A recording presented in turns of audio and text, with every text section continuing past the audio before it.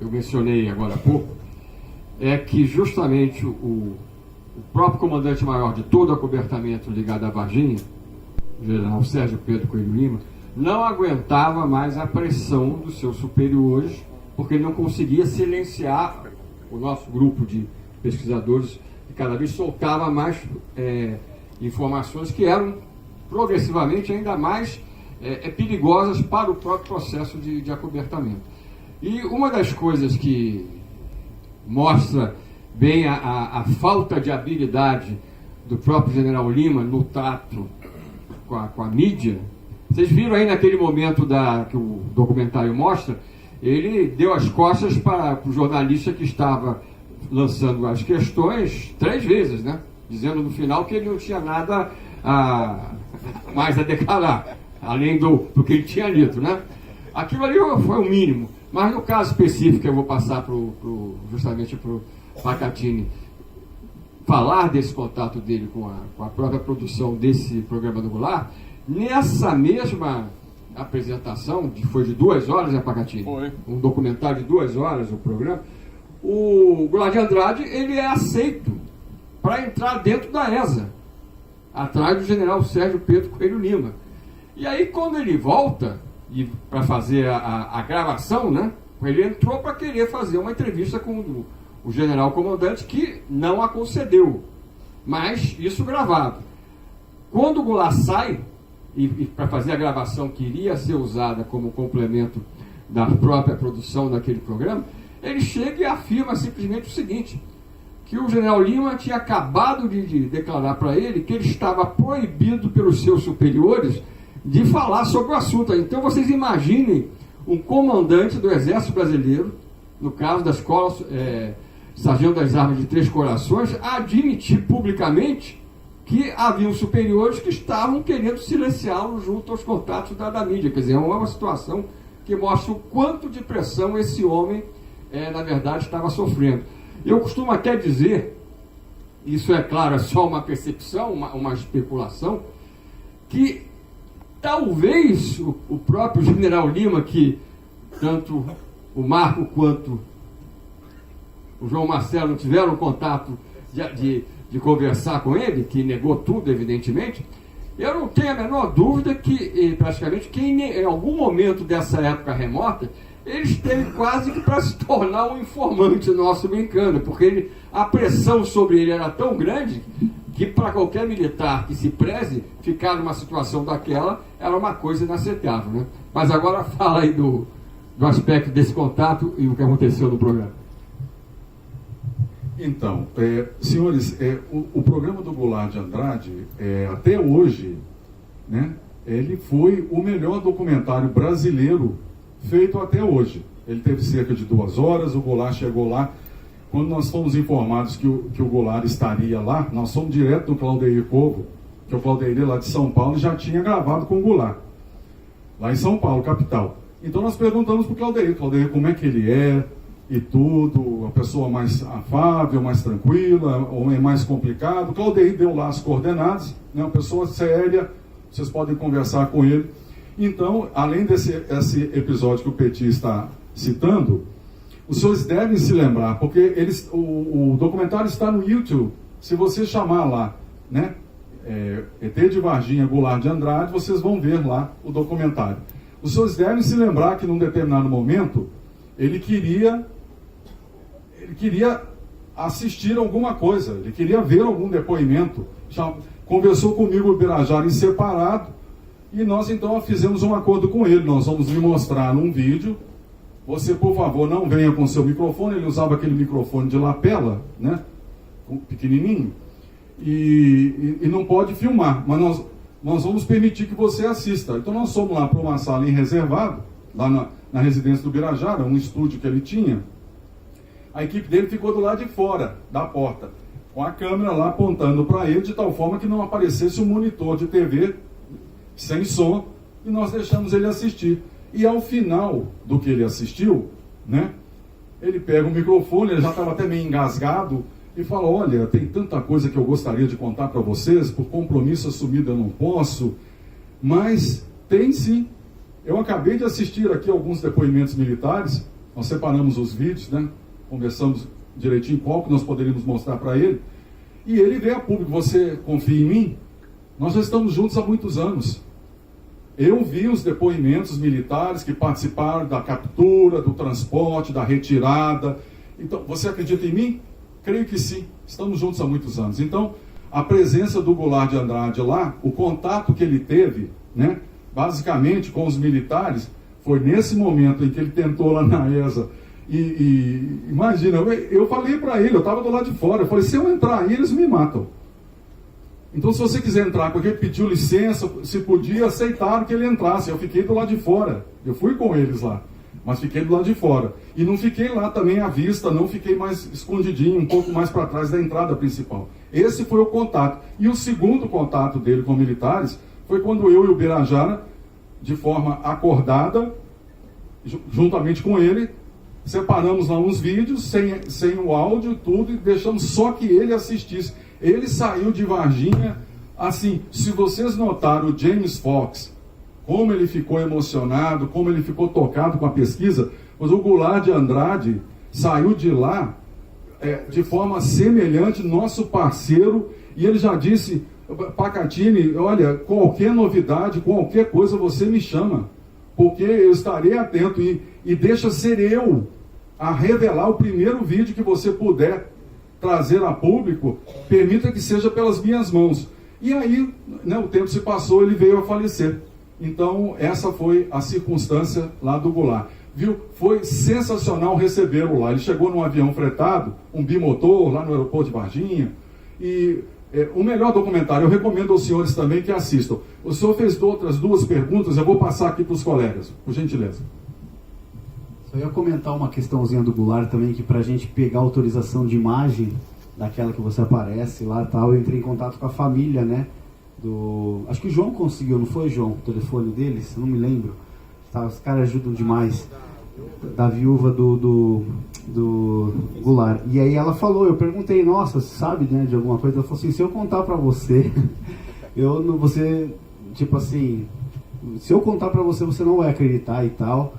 E ela contou algumas coisas, que ele teria entrado lá. Ele parece que tentou gravar um depoimento de um dos militares atrás do posto de gasolina.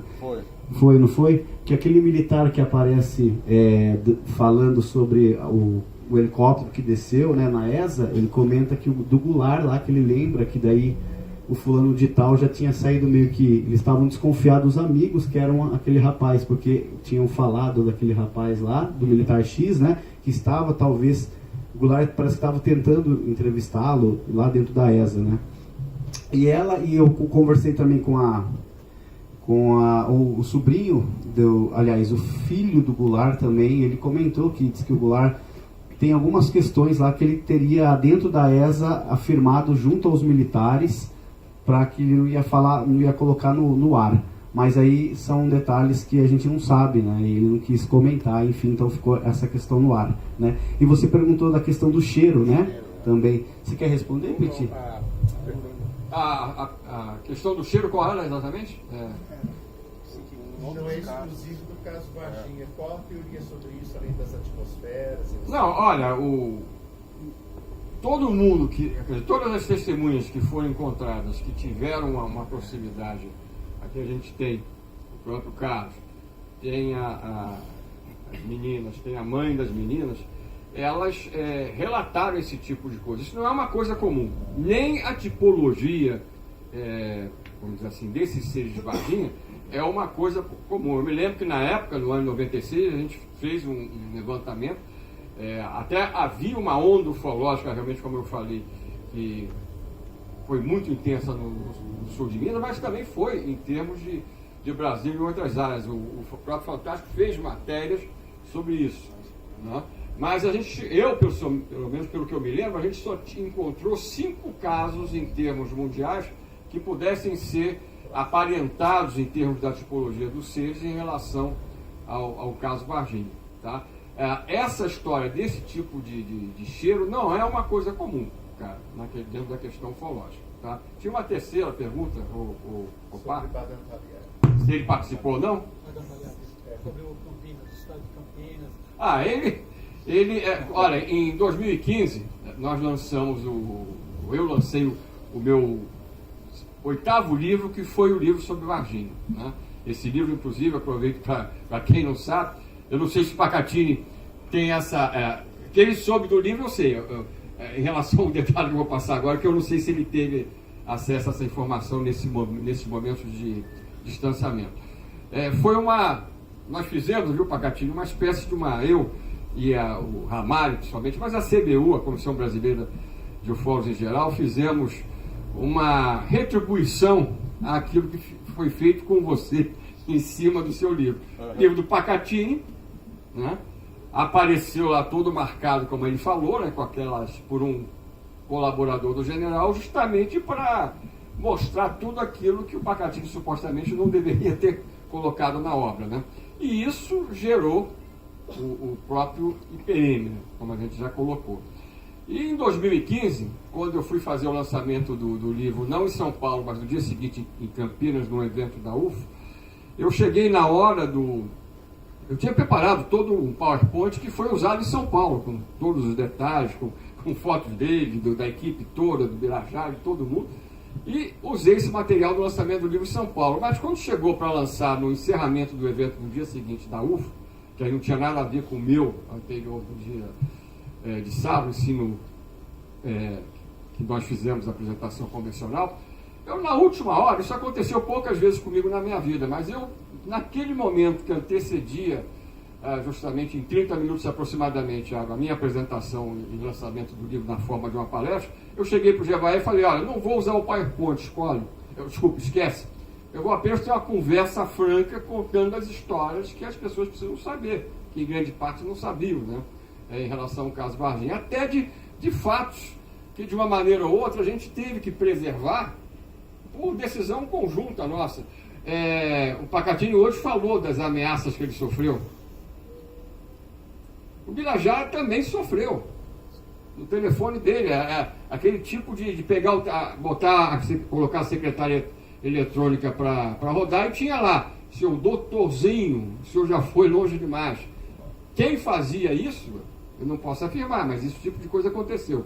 Mas o que eu quero dizer é que quando a gente chegou naquela situação, no lançamento do livro lá, eu fiz a tal conferência na forma de um grande papo com o público, e no final, uma pessoa amiga minha, que fazia parte da CBU há pouco tempo, chegou para mim e falou o seguinte: olha, se eu fosse você, eu cuidava de protocolar a sua obra, depois que ele tinha assistido a minha conferência, com aquelas histórias que estavam no livro, eu cuidaria de protocolar essa sua obra no Ministério da Defesa, para que ela não chegue lá por mãos erradas, como aconteceu no caso dele. Sim.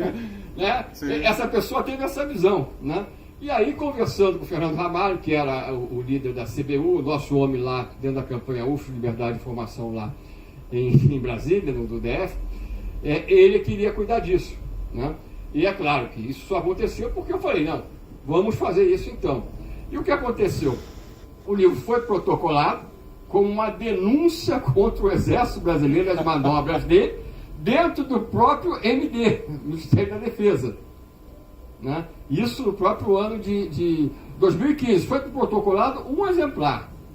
Aí logo na semana seguinte, o Ramalho liga para mim, liga para o Jevaé e fala, olha, a gente precisa de mais 3 exemplares para mandar para lá, porque um vai ficar na esfera específica do comando do MD, o livro que na verdade foi enviado inicialmente, foi protocolado, vai para o Exército, né? Mas por incrível que pareça, parece até uma piada que eu vou falar agora, mas o MD, através do próprio ministro da Defesa na época, o embaixador Celso Amorim, queria que a história de Varginha, lá dentro, naquele período que ele estava à frente, chegasse também oficialmente pelo Ministério da Defesa às mãos da Marinha e às mãos da Força Aérea, que já colaborava com a equipe da CBU há muito tempo, né?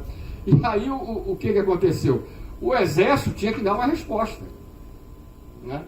O que ele iria dizer a gente não sabia, porque nós nos dirigimos ao MD, ao Ministério da Defesa, e quem arguía, no caso do Exército, sobre qualquer coisa ou petição nossa, era o MD, não éramos nós diretamente que fizemos o protocolo, né? E aí, em resposta, veio um silêncio profundo em termos objetivos do conteúdo da resposta de uma página, né? Em que, basicamente, a única coisa que eles se dignaram a falar é que eles tinham como únicos documentos do caso Varginha, ao contrário do que o livro fazia menção, ao contrário que o do Pacatini também fazia menção, as únicas coisas que eles tinham, né, isso já em 2015, muitos anos depois, era a sindicância militar, que depois foi transformada justamente no próprio IPM, né? E agora, interessante, a história que ele fez menção do Mudinho, que foi a derradeira, que é um absurdo impressionante, né? Realmente uma coisa gritante desse aspecto, ela é apresentada e defendida de maneira objetiva no final do próprio IPM, como a verdade do Exército para a história. Agora, nesse livro a gente mostrou toda a incongruência desse tipo de possibilidade. Aí, a partir justamente desse ano de 2015, salvo o erro ou falta de conhecimento meu mais recente, quando nós lançamos o livro, o que começou a acontecer? Inclusive, o G1 foi também, a partir do livro, solicitar uma resposta também do MD, na verdade do Exército, através do MD. E aí, a partir dali, aconteceu uma coisa curiosa. O Exército passou a mandar o mesmo tipo de resposta para toda a mídia, quando alguém perguntava, por exemplo, Jornal Globo, Jornal do Brasil, Folha de São Paulo, qualquer coisa. Se mandava, se eles recebiam do próprio... o senhor MD recebia um tipo de arguição desse para ser encaminhado ao Exército, no final a resposta do Exército era basicamente qual? Como únicos documentos, a sindicância e o IPM. Só que acontecia uma coisa curiosa. Olha, se eu quero saber, numa delegacia policial, sobre um inquérito, vamos dizer assim, policial, que pode ter acontecido com qualquer um de nós, você não vai querer saber simplesmente se o inquérito existe ou não. Você vai querer saber o resultado, principalmente, desse inquérito. E aí o Exército passou a omitir a história do Mudinho. Curiosamente, porque ficou uma coisa tão desmoralizada, né, que não tinha como o Exército defender justamente aquele tipo de coisa, né? Eu sei disso tudo porque vários desses jornalistas que tiveram contato comigo após esse livro, eles aceitaram me mandar o e-mail de resposta do MD que trazia justamente a resposta do Exército. E que, diga-se de passagem, vinha numa tarja embaixo escrito que aquele tipo de declaração, enviada através do MD, só poderia ser usada pelo órgão que a solicitou. Ou seja, se eu chegasse e publicasse aquela resposta, eu poderia ser processado, porque ela não tinha sido dirigida à minha pessoa, né?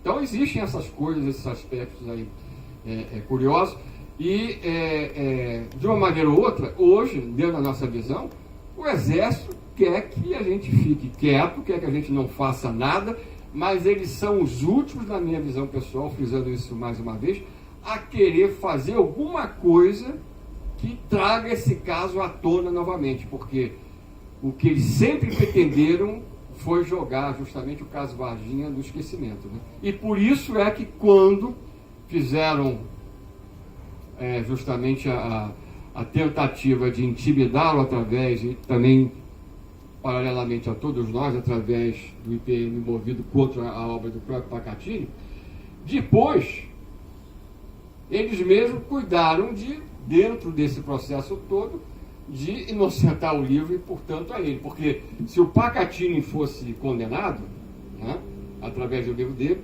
evidentemente a mídia ia ter que saber. E aí ia explodir tudo de uma vez, né? Você perguntou sobre Badam Palhares. Acabei não respondendo, fiz uma outra palestra. A primeira vez que eu escutei falar de Badam Palhares, tá? O falecido Clodeiro Covo, quando eu entrei em contato com ele, relatando o que eu tinha visto, eu falei, aí nós combinamos a viagem de São Paulo para cá. Eu conversei com ele. Eu falei, pô, Clodeiro, eu, como leigo total, você tem alguma prova? Onde que foi a criatura? Mesma curiosidade de todo mundo. Onde foi para as criaturas? O que fizeram com elas? O que não? Resposta do Clodeiro Covo para mim durante o percurso de São Paulo a Varginha. Olha, Carlos,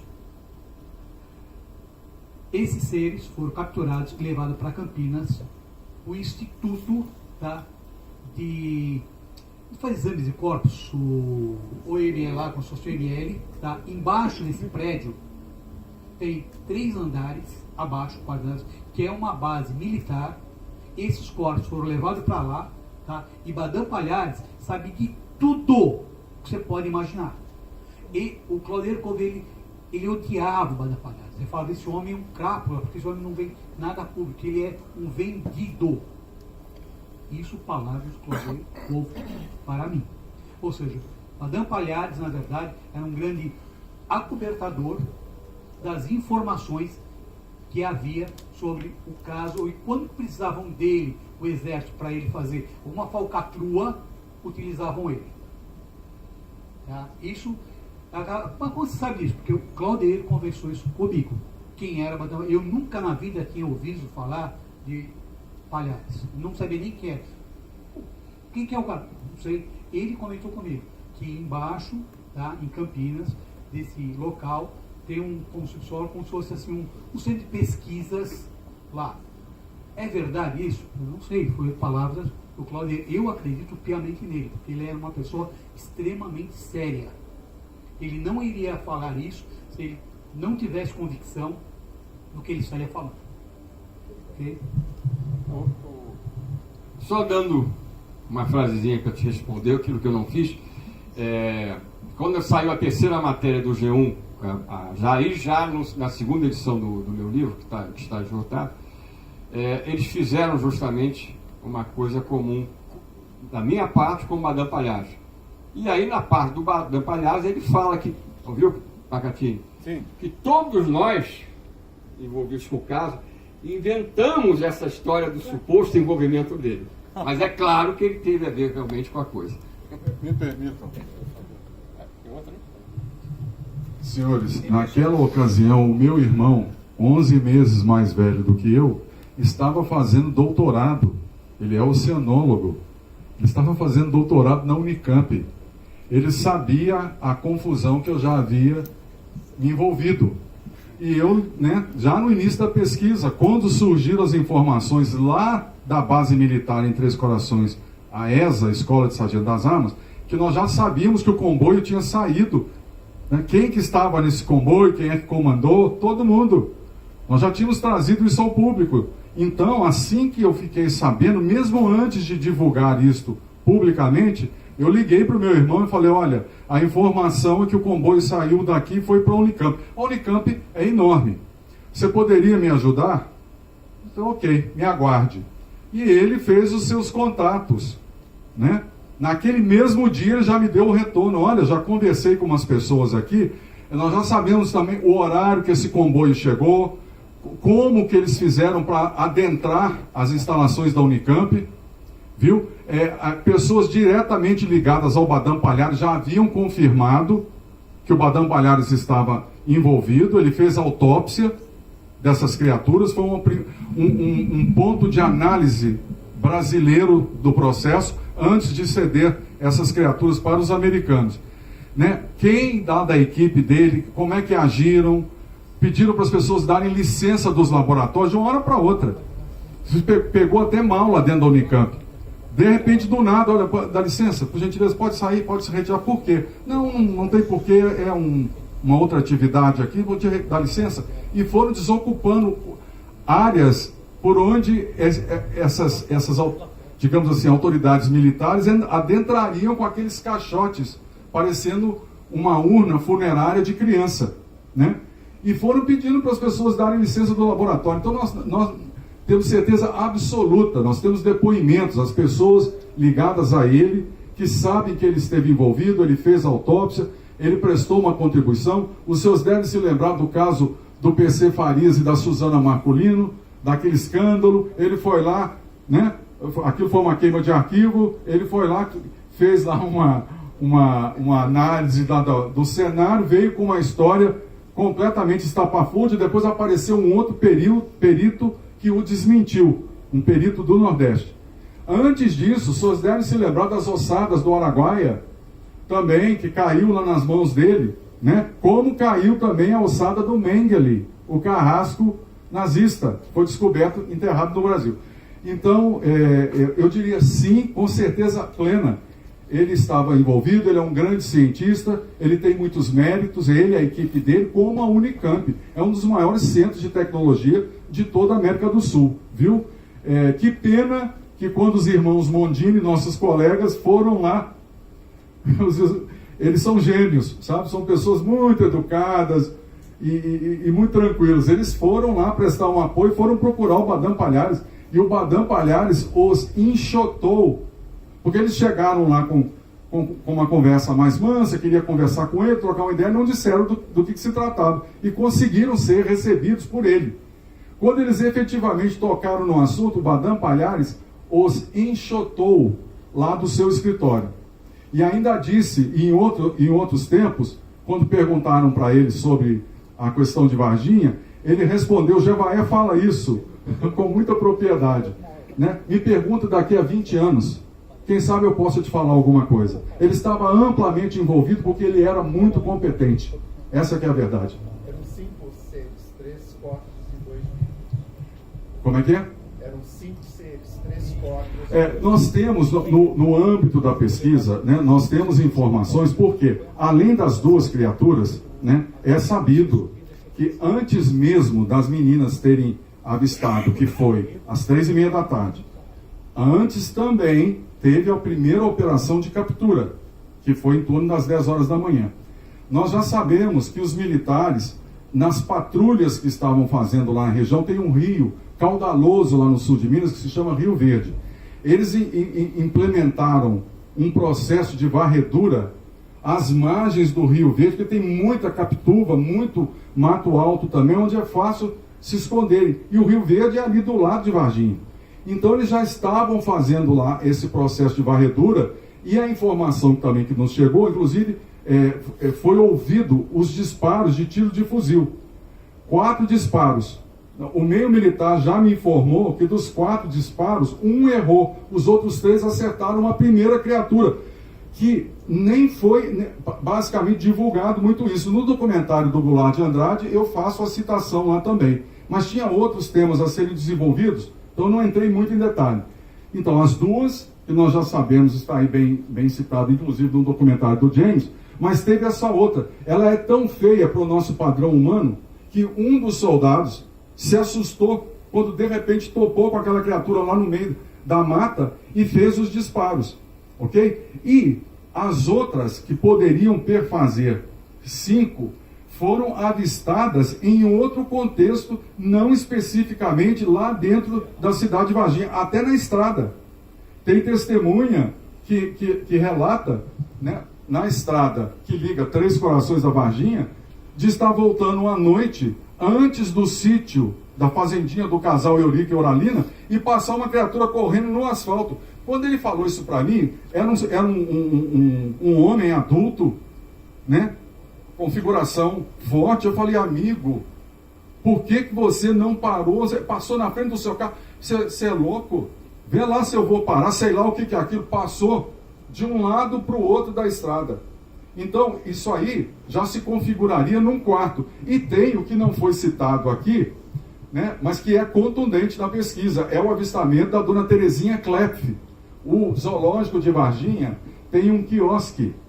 Esse quiosque é eventualmente reservado para uma festinha de 15 anos, uma confraternização de alguma família, não é verdade? Varginha tinha muita variação de tensão no zoológico nessa época. O zoológico tem muita mata, é um lugar muito bonito. Não foi citado, mas a dona Terezinha Klepf, ela entra como uma parte muito importante, daí o 5º, porque ela sai lá da festinha à noite, nessa variação de tensão que a doutora Leila Cabral, bióloga, que era diretora do zoológico de Varginha, já nos passou, e o doutor Marcos Mina, que era o veterinário, né, também confirmou. Estava tudo apagado por variação de tensão, andou queimando lá uns disjuntores, umas lâmpadas, estava para ser resolvido em uma manutenção. Mas o quiosque, que tem um outro padrão, nós chamamos no Brasil, porque lá em Minas Gerais, quem atende é a CEMIG, né? É a companhia elétrica que fornece a energia. Então, aquela caixa que fica na frente das empresas, das casas, a gente chama lá em Minas Gerais de padrão. Não sei como é que os senhores falam aqui em São Paulo. Então, lá chama-se padrão CEMIG. O padrão para o quiosque é separado, né? Ele gera uma outra conta de energia do resto do zoológico. Então, por essa circunstância, o quiosque, bonitinho, arredondado, estava lá iluminado. A dona Terezinha sai lá fora para fumar um cigarrinho, né? Porque ela fumava.